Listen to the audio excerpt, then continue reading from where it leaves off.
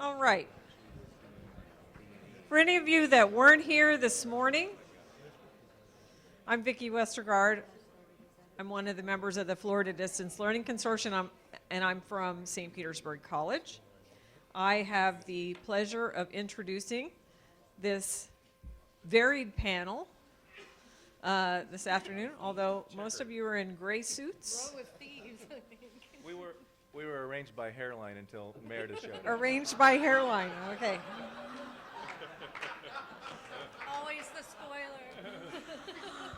I think I'm going to go out on a limb and say that this group is probably a very enthusiastic and at the same time afraid group of people.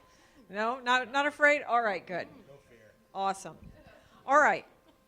I didn't tell them to sit in order. It's kind of like a booth up there. You have to, whoever gets there first has to slide all the way to the end. So I will ask them to at least raise their hands for you so you know who is who.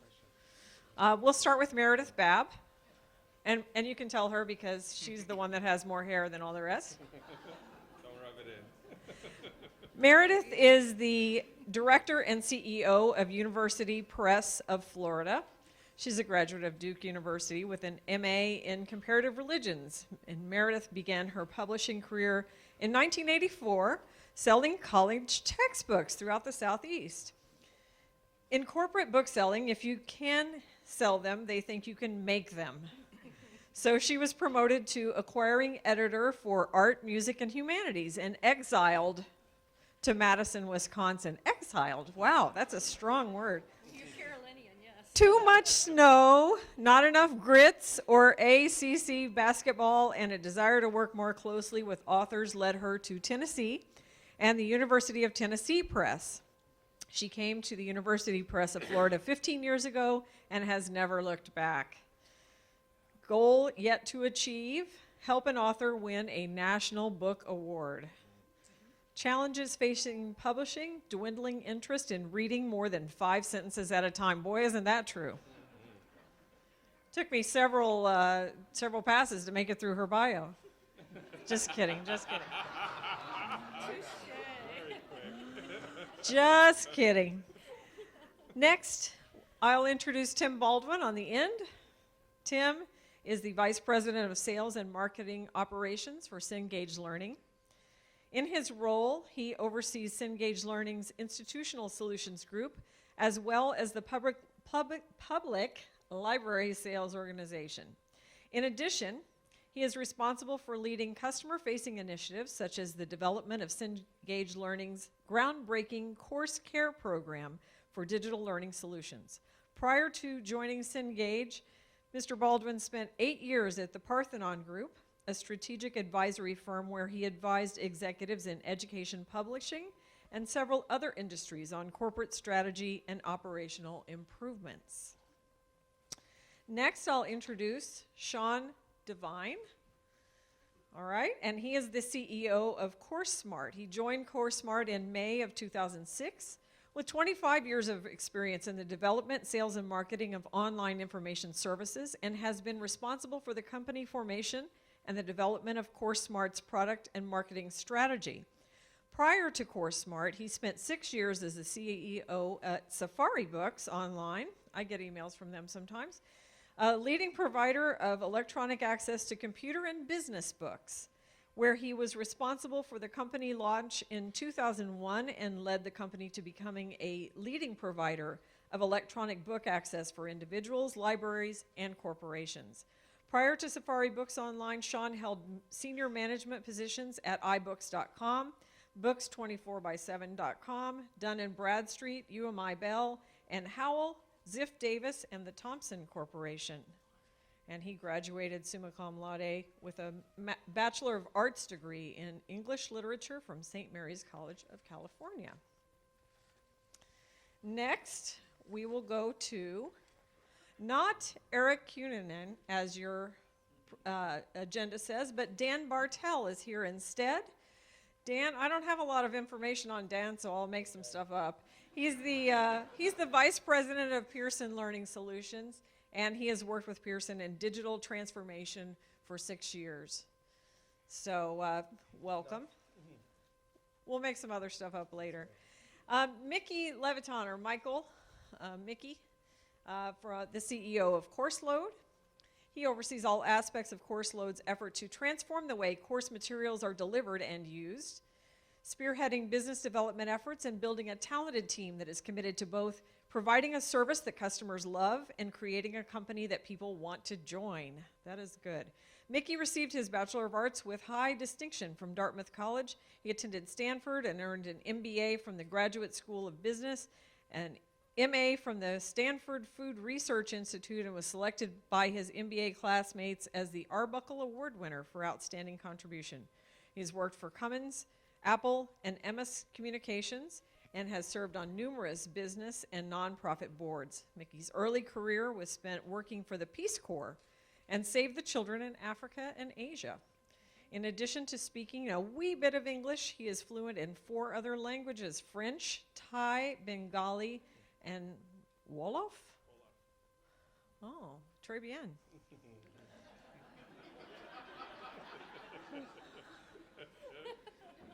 Say ebook and wallet. Yeah, really. So if we don't understand what you're saying later, it's because you're speaking Wolof. All right. Tom Malek, don't be fooled. Your agenda says it's Mark Malek. And he told me that if you don't like what he has to say, then it is Mark Malek. But his name is actually Tom. He's the vice president of McGraw-Hill Learning Solutions and Services. He has more than 20 years experience in the higher education publishing industry. Whether breaking ground with institutional licensing and subscription models, or building next generation digital learning tools, Tom is deeply committed to educational excellence and creative learning partnerships for institutions across the country. Prior to joining McGraw-Hill, Tom served as Pearson's vice president and regional manager of sales for the Central Region. As director of business systems at Pearson, he helped create the system which drives sales and customer support and is still in use at Pearson today. Tom has a degree in managerial studies and political science from Rice University. And not on the panel, but also joining us today, so I will give them their due, and they might want to stand up, are Eric Frank, the founder and president of Flat World Knowledge. So Eric is with us, as well as David Littlehale, the VP of Institutional Partnerships, also from Flat World. And moderating today, you've already been introduced to him, so I will just get out of the way and let him do his thing. Brad Wheeler, the VP for Information Technology and CIO at Indiana University. So please help me and welcome them all.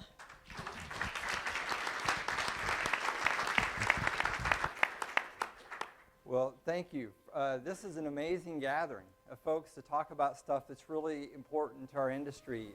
We have, if you're keeping score over there, we have 3 of the most dominant publishers in our industry right now who have built businesses over many decades that serve many, many different disciplines and have been doing some really great stuff. We've got 2 platform providers in the path to digital and what they're doing and bringing that content into the digital world. And we've got the university presses here, for which I just had a conversation yesterday about kind of multi-institutional arrangements with presses and as the world goes digital. So, we make it go until about 7:30. I don't know if you have any other details to do later. But with this panel that we have together, it's really a great start. So I'm going to ask each of them, and I'm going to really try to go right down the path, one point, maybe 2. You got 130 people gathered here today who are immensely interested in how to get their institutions, their state consortia, whatever, to digital. Give them that one thought that they need to know and hear today that you believe that really stands out and is important. I'm just going to roll right down there, and literally, you're going to have more time to talk, but just that one thing. We'll start with Tom on the end because you're closest. Okay. And you guys have to pass the mic back and forth. I went and lobbied for a stage During the break, I was unsuccessful in that negotiation. However, I did get high chairs. They were bar stools. Bar stools, thank you. I don't have a I don't have a witty remark for that, so I'll just start. The one thing, I think it's noble to approach the ebook initiative under a rubric of affordability and accessibility, but I think the big picture of why we're doing this, why I'm doing this, is about student success and classroom excellence. It's about helping students be prepared on the first day of class with the materials that they need, helping the instructors and helping the classroom tie it all together so that they understand what you're asking them to read and why you're asking them to read it, and making it all available so it works on any device. It meets the student exactly where they are at any time of the day or night. And I will ask the panelists, it may be helpful each time you speak if you'll just remind, I'm from Cengage, I'm from Pearson, I'm from CourseSmart. I'm from the University Press of Florida. I would echo exactly what Mark/Thompson has said. And would add to that, the biggest challenge facing going digital is our own faculty and convincing faculty that this is a good change, this is a change towards quality and towards empowerment, and we cannot get that message out to them enough. The change to digital is fairly complex. You've heard a lot of different angles and a lot of different experiences this morning. And we really encourage, I'm Mickey Levitan, I'm from Courseload. We really encourage institutions to put some pilots together and gather a lot of people around those pilots and use what you're learning from the pilots to inform what you want to do on a broader institutional basis. We see a lot of institutions trying to gain consensus across broad groups of people with too many unknowns in the equation, and we really believe that if a small pilot is organized, people gather around, and the learning from that can be used to help decide what could be done on a broader basis. It's a great way to get started. Hi, I'm Dan Bartell from Pearson, and my advice would be we need to drop the old paradigm of a textbook. It's not about an e-textbook, it's about content and applications that are used in learning that are delivered in a digital fashion, and it's all about the support and the implementation and the services around that. I'm Sean Devine. Is this working? Yes. Okay. I'm Sean Devine. I'm the CEO of CourseSmart. We heard a lot today about inefficiencies in the ability to implement e-textbooks. I think it was Rhonda Epper this morning that talked about having a single platform makes it a lot easier, so students don't have to deal with a multiplicity of different user interfaces and learn different syntaxes for logging on and things of that sort. We've had a very efficient process for delivering in the print world. We haven't yet gotten to the efficient process for delivering in the digital world. And so we would certainly take a look at some of the inefficiencies that exist, particularly around platforms. Having a single platform that has a critical mass of content, we think is extremely critical. And so we think beginning with that is a good place to start. Hi, Tim Baldwin from Cengage Learning. I want to go back to something that we saw earlier today in Tom Caswell's presentation, which was his notion of the iron triangle, and that you've got cost, you've got quality, and you've got access, and all three of those are inextricably linked. And I think that's very, very important. And what I saw today, which made me feel very good about the discussion, is the fact that I think every single presenter represented some elements of recognizing that notion, that it's not just about digital equals lower cost. You can't take two legs of that three-legged stool and drive them and get where you need to go. You've got to take all three of those in concert and understand there are trade-offs. And I think that understanding those trade-offs and then applying those trade-offs in your individual situations, depending on the students you're serving, depending on the type of the institution that you have and the outcomes you're trying to achieve, will dictate a solution, or in fact a number of solutions, but there's no one size fits all. So we all have to be flexible here in terms of publishers and in terms of platform providers. We need to have the flexibility to meet your varying needs, but I think you also have to appreciate that the right business model is going to work for all, and then it has to incorporate all aspects: cost, quality, and access. Okay, very good. I appreciate the concise answers as we move through this. So on the path to digital, some of it is exactly like Dan said, this is something new. I mean, there's some new stuff we can do out there, interactive learning and tools and such. So many of my faculty colleagues, and I suspect a number of folks here, are very interested in the frontiers of where that gets us to. We're also interested in trying to solve this recurring challenge about the cost of materials that we just see over and over in the front pages of the Chronicle and USA Today, and we know in what students say as well. So while we're talking about both of those things, if we really go to, well, let's solve that problem, what is that? What problem is it that we're trying to solve? So this morning I put this up here about some of the challenges in our history, in that model that was behind us around paper textbooks of, there's a price for new, the publisher and the author put some money out there, they get paid when that's sold the first time.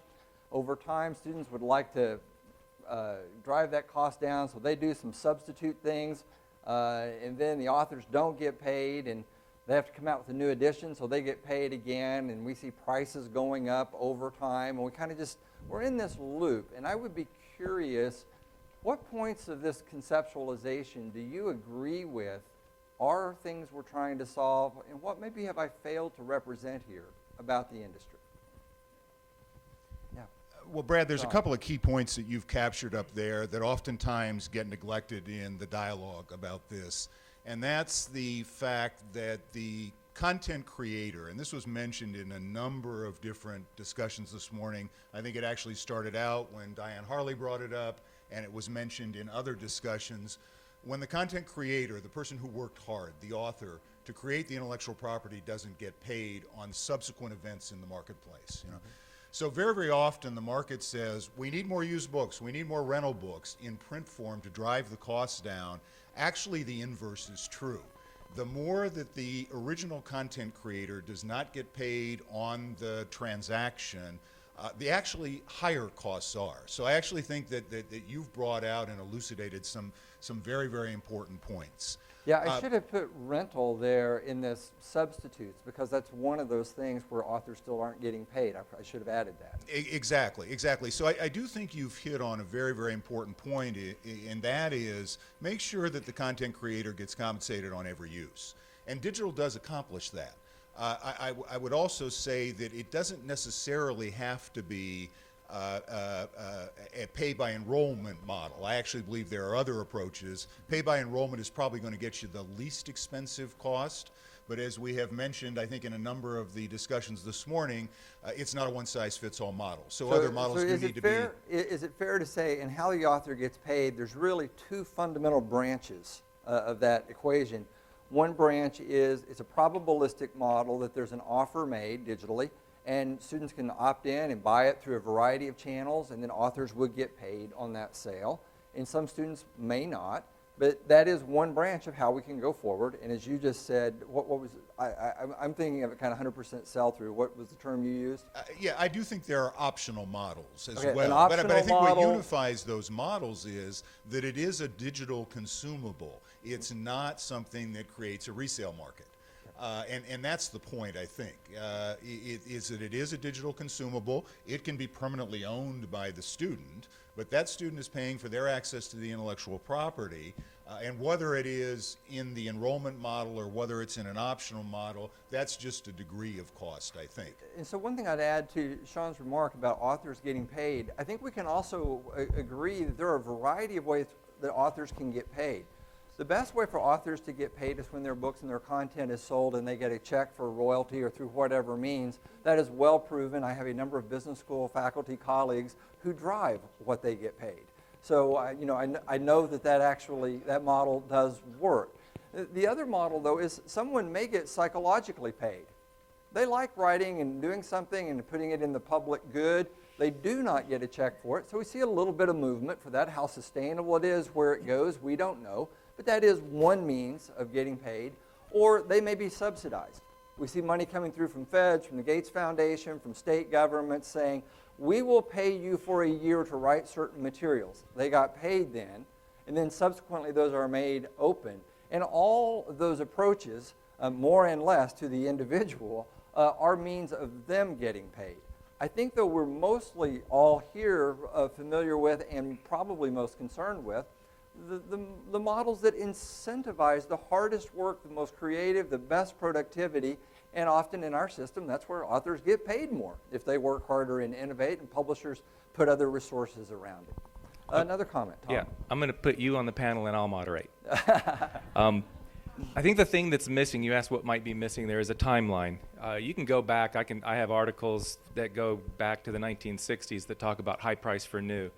Used books and old editions have been around for a while. Old editions have been around for like 15 years as us, the publishing companies, have started to work internationally and provide our materials internationally at local currency rates.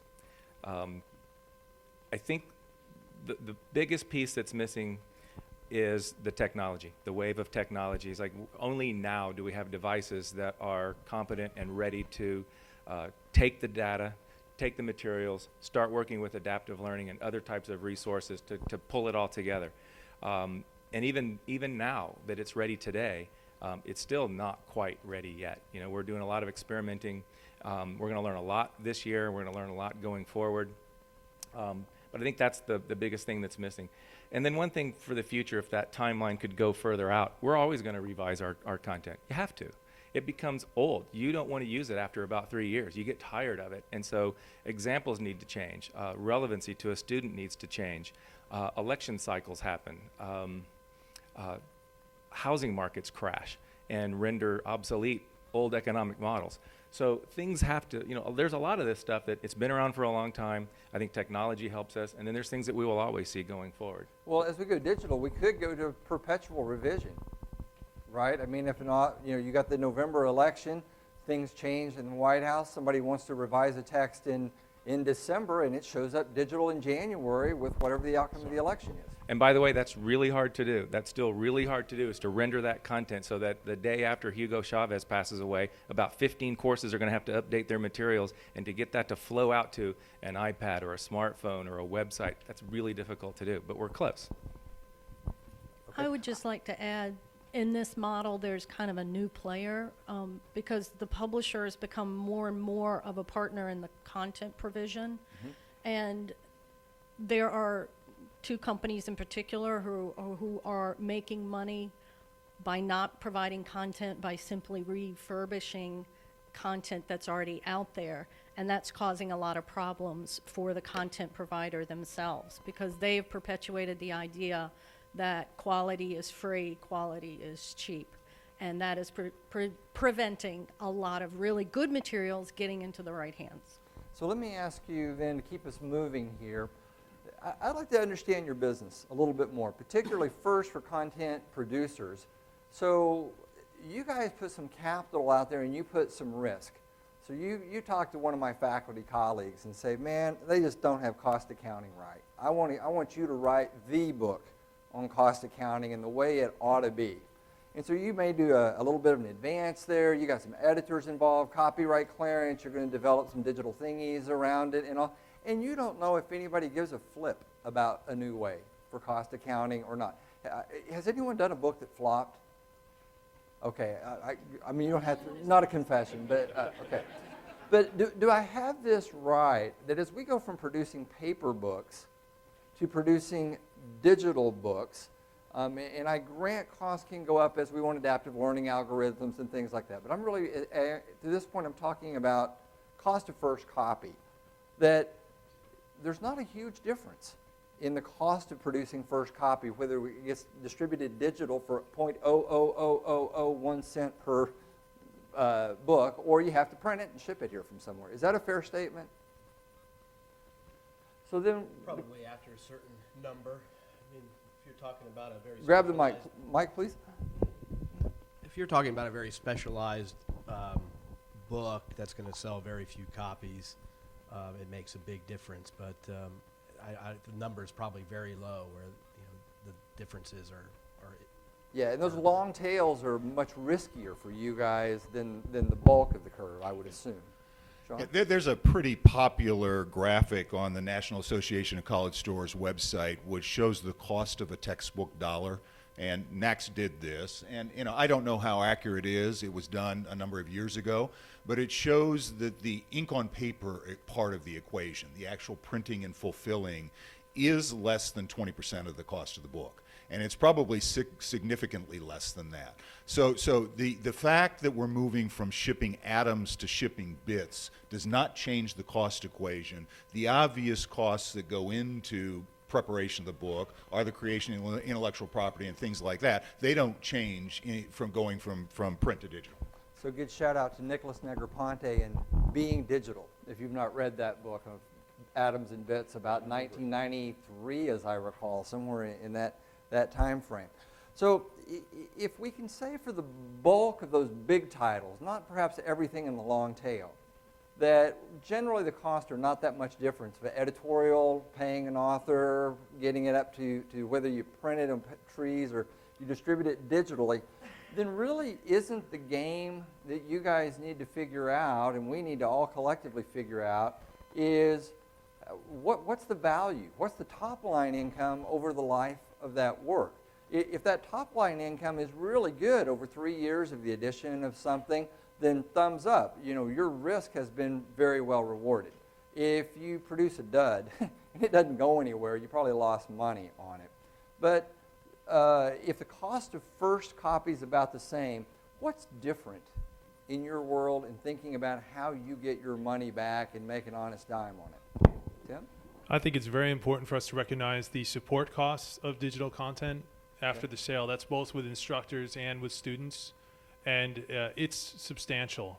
I mean, if you think about any of the devices that you use, when you pick up the phone and you reach out to get some support, or when you go on the website and you want to chat and get the support, you want to have a good experience.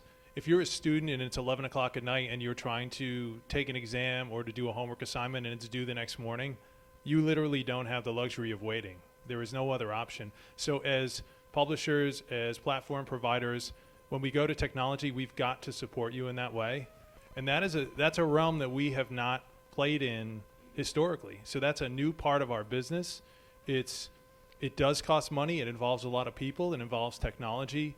It continually evolves over time with the devices, particularly if you take a device agnostic strategy, which certainly we're taking at Cengage. We want our content to be available however the student wants to use it. There's a real cost there, and there's a learning curve that we're going through that's not insufficient. It's not insurmountable, but it's also not trivial. Yeah, so you're in somewhat trading off printing cost and warehousing and shipping for help desk costs when challenges come up, and lots of other nuances. That content has to live somewhere. It has to be served out. Network connections are not zero cost. None of us own our own presses. A lot of people find that surprising, but all of us outsource it. We want to get away from paper. We're fine with that. It's kind of back to that last slide. We will sell a book one time, and it gets resold through the other channels up over 8 times. And so you think about that in terms of like the author and then the partner of a publisher work with an author, of how the work that we do together and getting compensated for that. That distribution is the problem. And then Tim is right as well. So what we could potentially save with regard to outsourcing things to a print-based world, warehousing, distribution, shipping, those kinds of things, they do get supplemented or offset by customer service. 60% of the customer service calls that we processed in January for the start of the semester revolved around access codes and passwords. And so I think, I don't know if you have a slide on this coming up, but I believe that one way going forward that a model that would really work is an institution-based model that leverages one of the top investments that an institution makes, which is around their LMS. So if the content can reside and be linked to the course that a student is already in every single day, then the password issue goes away, the access, what's my login, all of that goes away. 60% of that goes away. And I promise you, because we're competitors, we'll pass the cost savings along. That's what competition does. Brad, I think we can all stipulate that if we had a model where the content creator got paid on every use, that it would be significantly less expensive than the model we have today. I think the real question becomes, how do you get from here to there?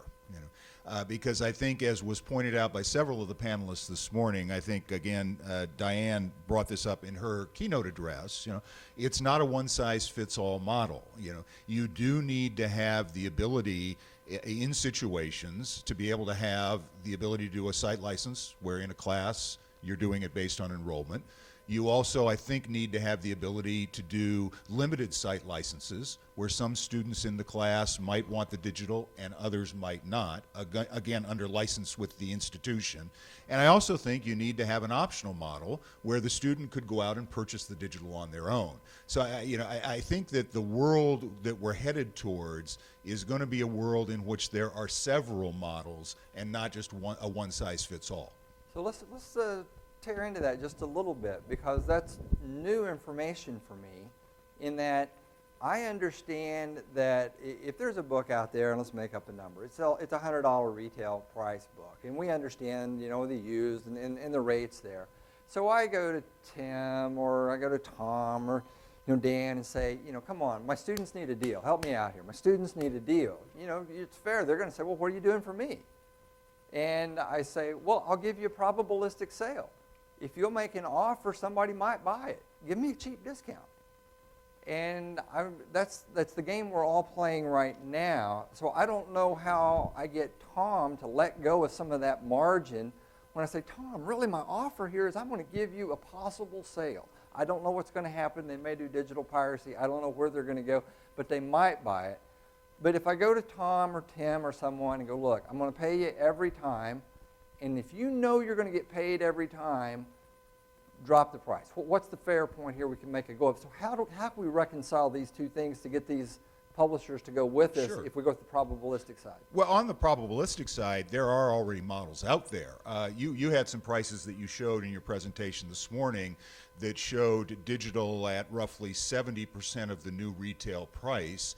That's not the typical price that's in the market today. On my platform, for example, and with my company, we have 24,000 titles that are as much as 60% off of the new print retail price. So it's right at the upper limit of that. You said it needed to be in the 30s. We're at 40 right now. And that's on a probabilistic model. And the publishers are doing that today. And I think as you get more to deterministic, right, you can lower that price. But I do think there are models in the market today. I mean, if you looked at that $100 textbook that's new print on Amazon, let's say, and you looked at the price in a retail model for an e-textbook, I think you'd probably see it in the $40 range. So one of my insights from that is, if we can get to a 40% of list, 60% of discount off of a made-up number, but 40% of list in a probabilistic sales model. I mean, the corollary of my math and spreadsheet is, well, hell, can't I do 20 in a deterministic model then, if they know they're going to get paid every time? And I know the publishers are deeply concerned that this turns in a race to the bottom.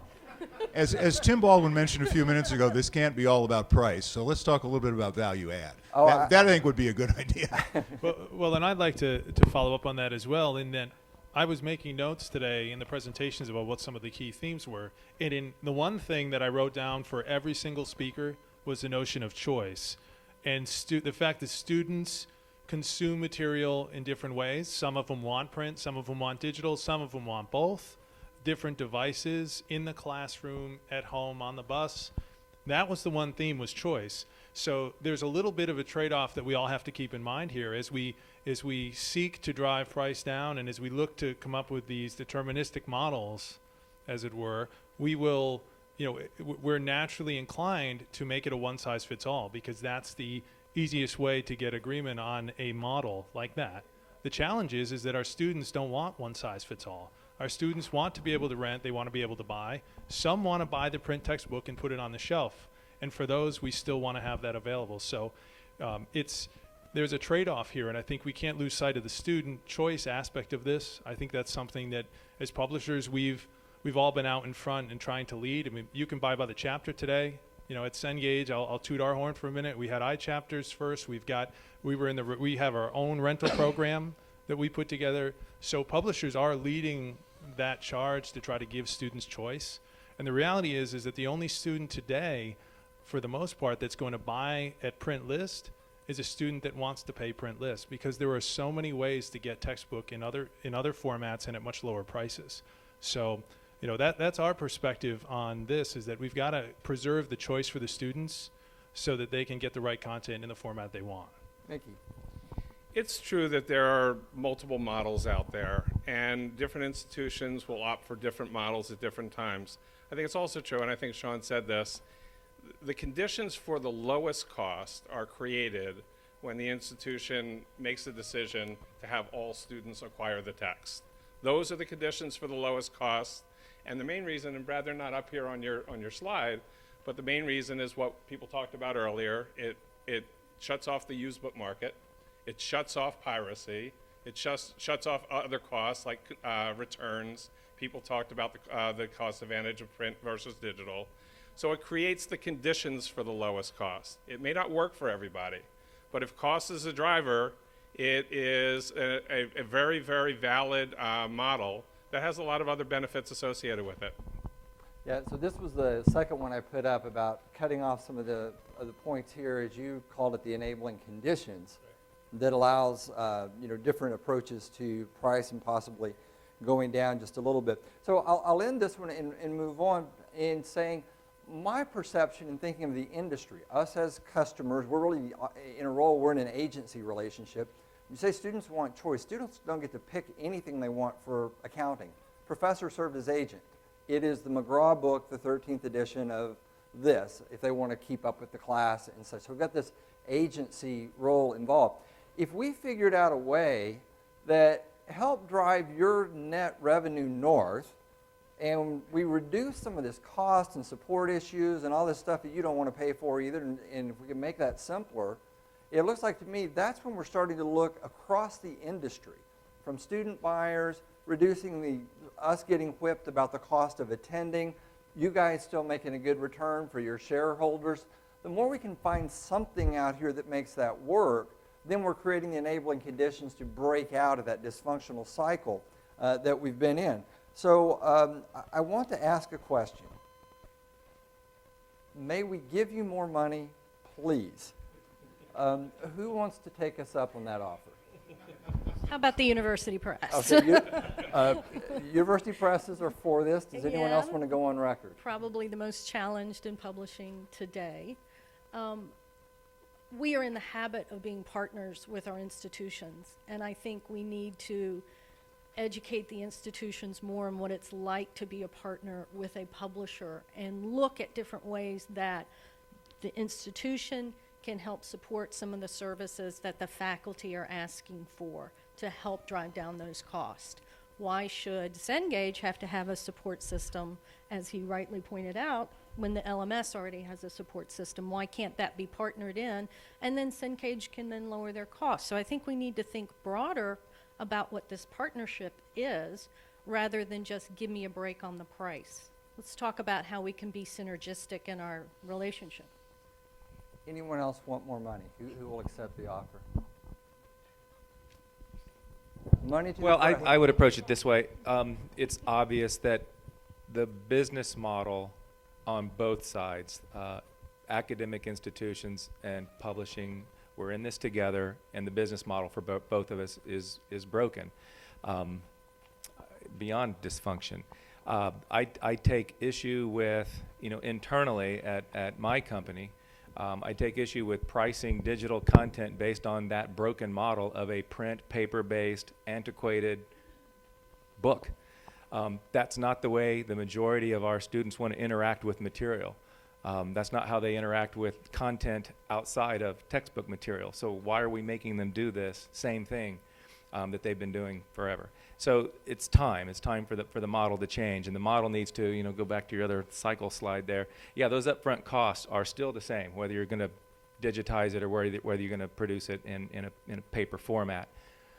So we do have to wrap our heads around that and make sure that we're protecting ourselves and we're putting ourselves in a position to get a return on investment. But this is smart. This is a smarter way to do things. We need to price according to that. We need to price not through the transition of making the transition from print to digital, but what the digital world would look like, and let that be the target that we go after. So let's work through this. Help us I, understand. Go ahead, Dan, first. So there are a lot of students already giving us more money. We registered 9.8 million students into our digital course materials in 2011. 9.8 million. So this is not a new thing. We've been working with Rhonda at CCC Online for the 5 years she's been doing it, and are a big part of the success in your program of allowing them to use digital content. The 1.5 million of those students bought directly from Pearson, so there was no reseller involved, there was no resale of material. This is all digital material. 186 colleges bought directly from us. They bought for their students, and 127 of those were traditional not-for-profit. I'm not talking about just the for-profit career market. So we have a lot of people willing to give us money for new digital course materials. I don't think that's a big part of the problem. I think the bigger part of the problem is figuring out what you said, how you guys made a dichotomy earlier. What do you need in the deterministic model where somebody's willing just to pay you for every enrollment? What do you need in the optional model where a student can choose or not choose? Those are the business model problem. You know, I think you stole a quote from me earlier today when you said the market sucks. I think I told you that in Indiana about 6 months ago. But that's true. So we have to move beyond that business model. But as importantly, it is about figuring out how people want to use content and applications in learning, and how you deliver everything around the support of those materials and how you price them appropriately. If you can figure that out, people are willing to give you money, especially the students are willing to give you money, and I know the schools are willing to give us money. So just a different perspective. Sean. Yeah, I think Dan makes a very, very important point here, and that's this, that there is already money in the marketplace for this going on. CourseSmart has over 1 million student users. Over the course of our 5 years in existence, we've saved them over $70 million in textbook expenditures. And when we ask them what they would have done had they not purchased a CourseSmart textbook, we do that research. They say, I would have purchased a used book, I would have purchased a rental book, or I would not have purchased at all. So that gets back to the original point that I think you were making, and that is, in those instances, the author was the creator of the intellectual property was not perceiving income or remuneration, and in the model that exists today already in the marketplace, for the content that Dan just talked about, for the content that we provide, the author is and the publisher is receiving the proper incentive. So let me ask, should I worry about this? Maybe I'm worrying about something I shouldn't, unrelated to this slide. There was an article in Canada recently. There was even some legislation pending. We'll see what happens with it.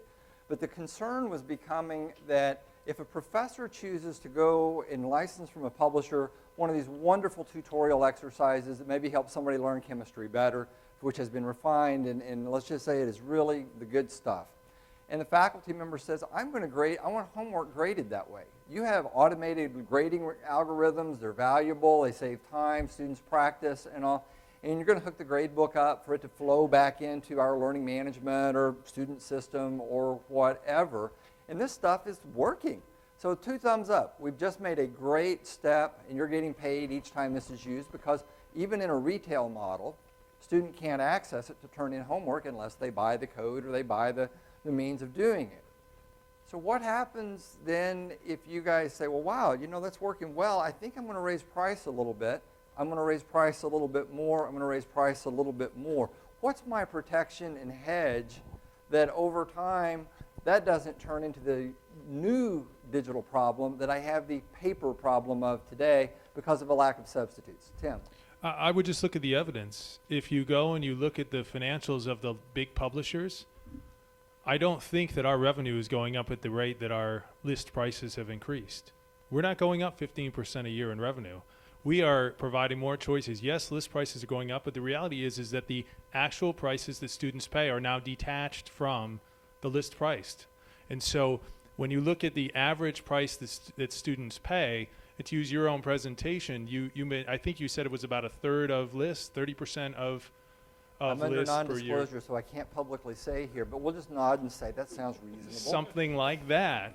You know, that's the reality. So I think that when you look at our interests as publishers, they're tied directly to your interests as educators. I mean, this is the market we've been in for decades. We will continue to play in this market. We have no interest in destroying the market or pricing ourselves out of the market or allowing other entrants to come into the market. So our perspective is we've put together all sorts of different programs to meet the needs of the various students and the various institutions.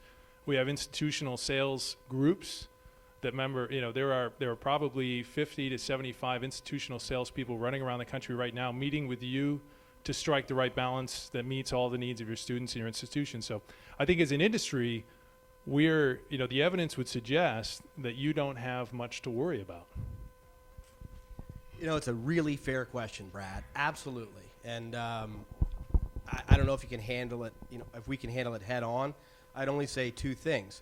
One, the fundamental problem with the current market is that every time something gets resold, it displaces an original sale. That's basically the problem.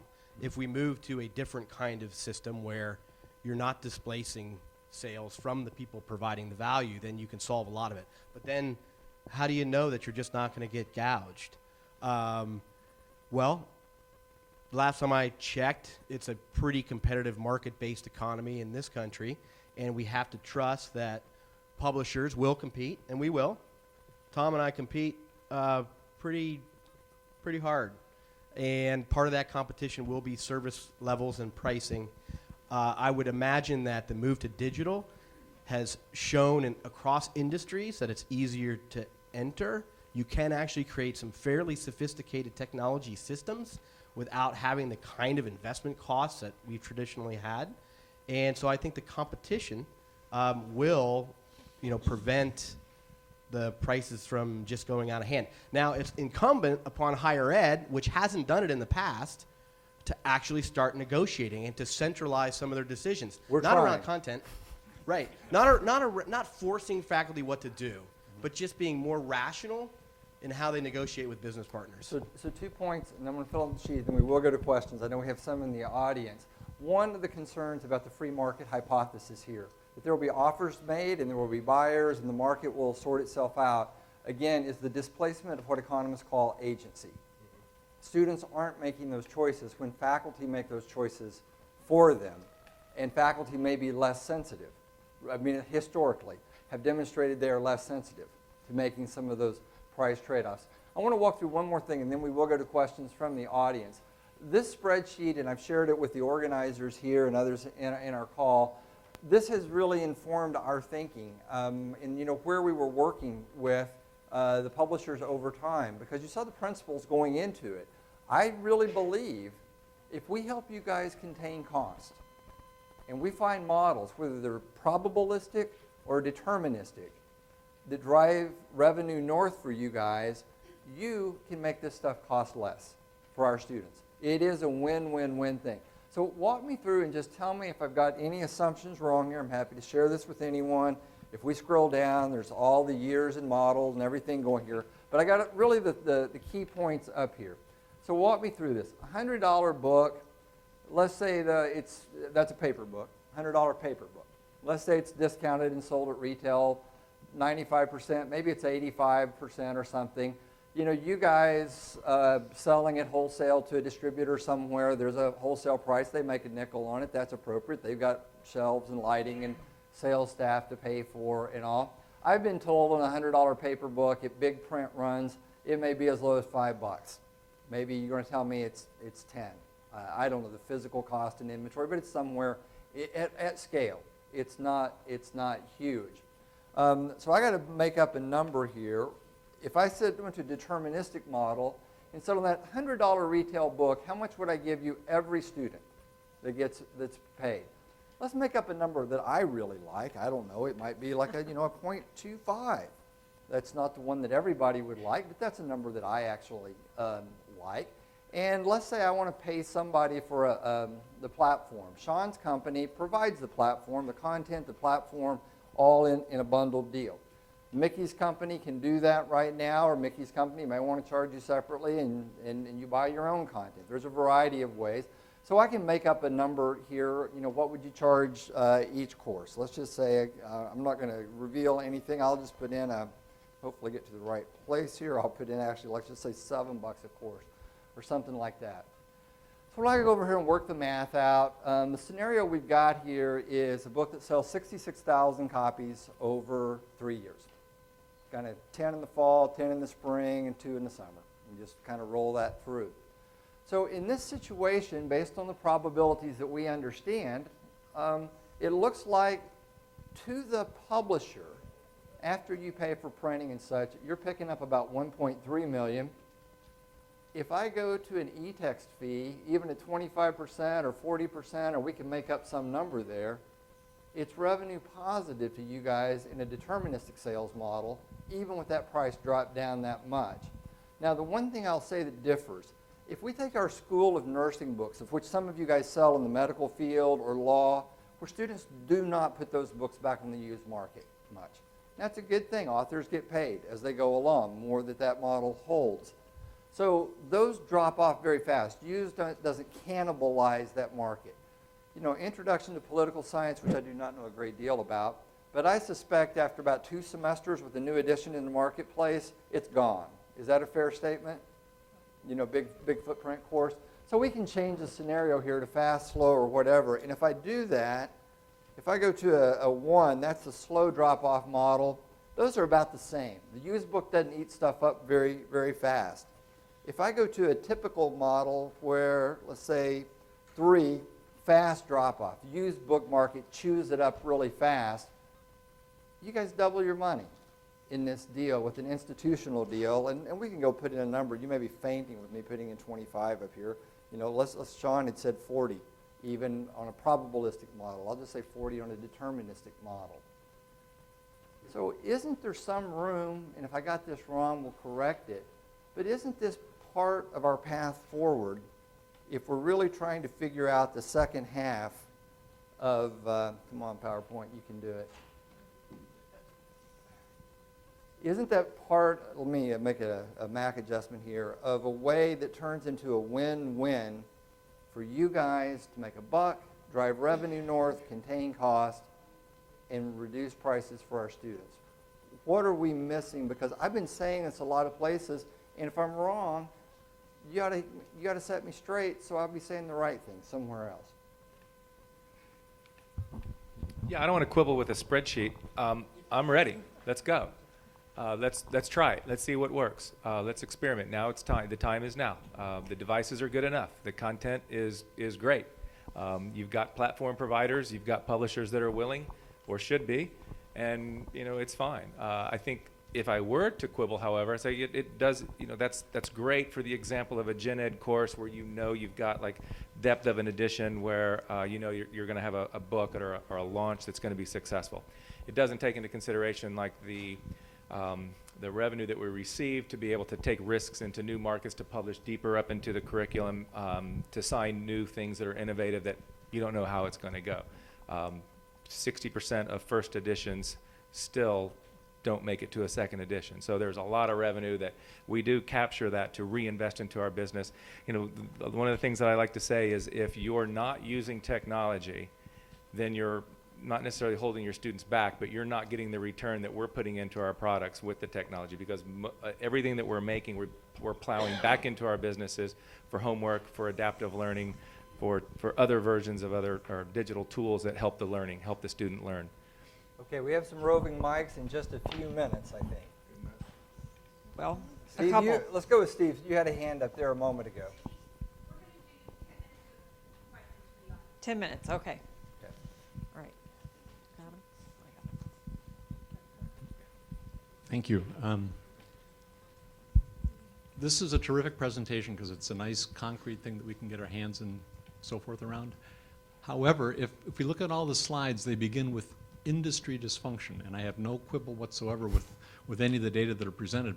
But what happens if we're looking at it from the market perspective rather than the industry perspective? How does it change if we recognize that a book is a surrogate for course credit, which is a surrogate for attainment in a college or university setting. What model do we come up with to preserve your legacy in this area, to reach the student success? How much can we agree to pay? I want a probabilistic model. I don't want a deterministic model. And I want all of us to invest in the success of the student, and I want to pay you for your successful investment in that. But I don't want to pay you or pay us. I mean, talk about the fox watching the hen house. If we're concerned about costs, and I think we have to go back to this question about quality and learning outcomes, not cost, why ask higher education? We can't control our costs either. Right? We need to think together in ways that we can pay for student success. And it's got something to do with the old Ted Nelson Autodesk model, where we have a way of incremental access per look based on research which says what we learn. I think about the unintended consequences of going digital, and this is, maybe this is a good thing, it likely is. If you take it the wrong way, my name is Mark. In a digital model, you can drop it after one semester. You don't have to wait till it's up for the third year on a revision cycle, like most committees when they meet. So you can make changes faster yourself. If it doesn't bear out and you can't prove that it's affecting the learning of your student, move on. I think that that's potentially a good thing. It's going to cause us to step up and develop things faster, develop tools a little bit better. So it may not be the direction you were going with the question, but I do think that it...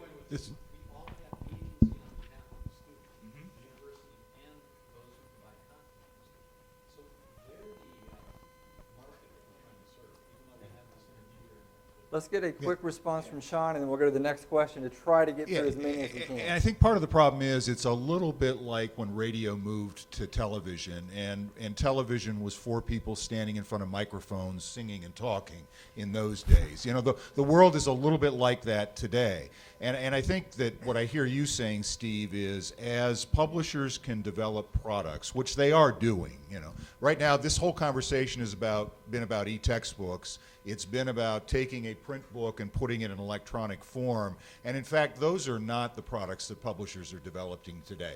Publishers are developing the Cengage Now products, the MyLab products, the Wiley Plus products that are in fact tied to learning outcomes. That you can access from a platform. You don't have to deal with an access code. You can single sign on from your LMS. All of those types of things exist today. And if you can tie lower costs to the improved outcomes that those products produce, then you have a win. So I think it's equally important that we start changing the discussion from e-textbooks to what we on our platform like to call e-resources, which are these outcomes-based products. Next question.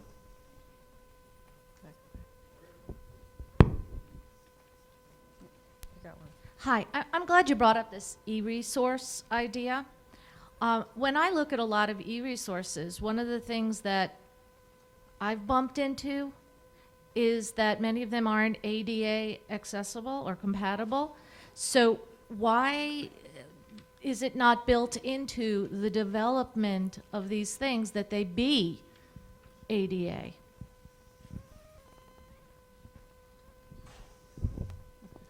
I'll give it a shot. It's unfortunate that you've run into e-resources that aren't. Pearson takes it very seriously. In fact, in 2007, we wrote our own internal white paper on our strategy and commitment to all students. The high points are we have an ongoing commitment to all learners across all of our content and applications. We have a company-wide approach. It's consistent across all publishing technology units. We start with the assumption that it's possible. We also emphasize enriching the content and applications and not taking away from them. And we teach our internal staff beyond any existing guidelines. And our policies internally include awareness training. That's the basic level. Advanced topic training could be voice and auditory style sheets, essentials checklists of any kind. We have knowledge base and consultation available for all content and application providers. And we have accessibility Q&A on all our products moving forward. So it's still a work in progress, and as you move into the digital realm, it's going to be very spotty. I'm lucky to work for a company that has awfully deep resources that can do this, but not everybody can. But that's our commitment, and we hope it's a model for the rest of not only publishing industry, but just the educational providers who create their own materials. Let's go to Meredith, and then we'll take another question.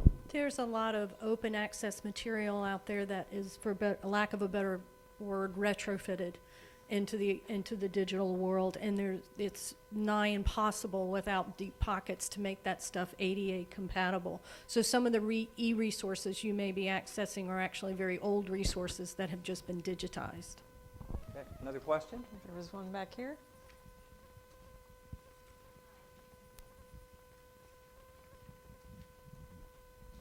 Hi, I'm actually K-12 person, and I was asked to come here because it's very important. We're going through the same thought processes for our e-resources, and I just want to kind of throw another wrench into the works, because one of our concerns is our dual enrollment students, and the model with the ebooks works very well for the college level, but in our case, if we're having to buy a textbook for each student for each course, where we have agreements with some of our community colleges where we can use the materials more than one time, then that's going to drive our expenses up.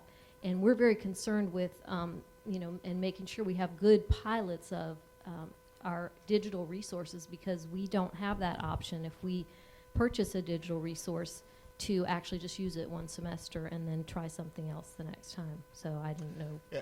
Comment. Even though we're focused on higher ed, last year 5% of our usage on our platform did come from K-12 and largely AP courses, because the content that we have from our higher ed publishers is able to be readily used inside AP courses. And typically what we do in those situations are work on licensing models that enable multi-year use, so that you are not paying for the content over and over and over again. You actually have the ability to use it semester to semester for different students. So, we always do that in conjunction with the publisher. So at the end of the day, we'll have a conversation with Pearson or Cengage or McGraw-Hill about those models, but those models do exist and we do them today. So I'm going to wind us up here. I'll end on a thought, and again, with my business school professor hat on again. This is not our first move into digital for higher education. And I'm pulling up an old slide here from a library conference last year that we all know the cost of scholarly communications and such seem unsustainable.